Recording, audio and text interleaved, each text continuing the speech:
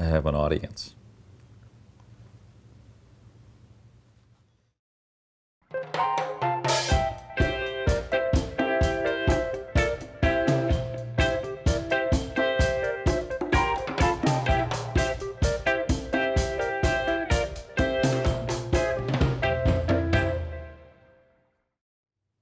Welcome back. I said in the last episode that we needed a new vocabulary to start a new conversation. I first want to tell you why that's true. And I want to do that by sharing with you a quote from Noam Chomsky, the American linguist. He said, "The smart way to keep people passive and obedient is to strictly limit the spectrum of acceptable opinion, but allow very lively debate within that spectrum. That gives people the sense that there's free thinking going on, while all the time the presuppositions of the system are being reinforced by the limits of the debate." That's the way it is with addiction for us.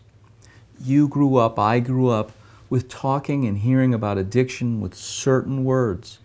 Those words and the ideas behind those words set limits on what we think is possible.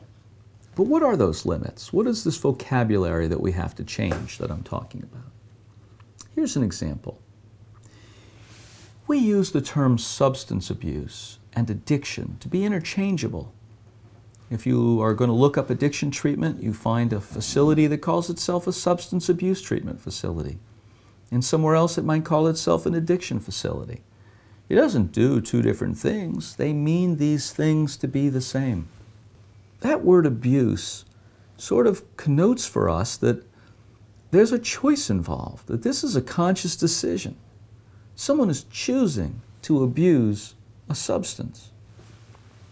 That tells us that the problem is in the cortex of the brain. The cortex is that highly evolved human decision-making part that's conscious, the part you call you and I call me, the part we're thinking with, the part we identify with and are aware of. That's not where addiction is. The other problem with substance abuse is it focuses on the substance. It leads us to believe that drugs cause addiction. Another one that does that is that we've pluralized addiction. We call it, you have addictions. In America, we've created a situation where you could go to treatment for alcohol addiction and stop drinking, come back using cocaine, and instead of the addiction treatment center saying, what did we do wrong that this person still has active addiction? Instead they say, hey, good job on that alcohol, now let's get to work on the cocaine. Another thing that addictions as plural and substance abuse do is they have us focused on drugs.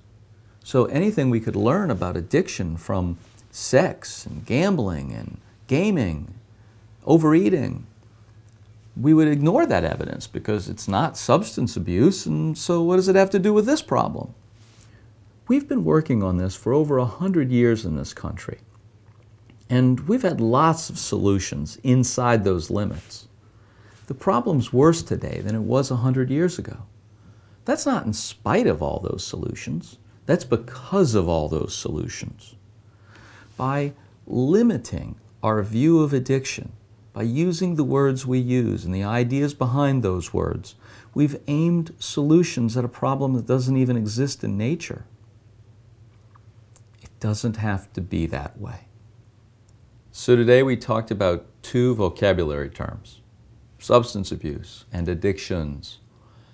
And I hope you see that they both reinforce and come from two assumptions, that drugs cause addiction and that addiction is in the cortex, the decision, thinking, conscious part of the brain.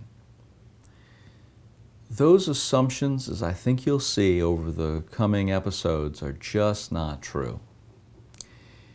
And if we maintain those assumptions, we're led to solutions that just aren't going to work. I hope you'll join me for the future episodes. Until then, be well.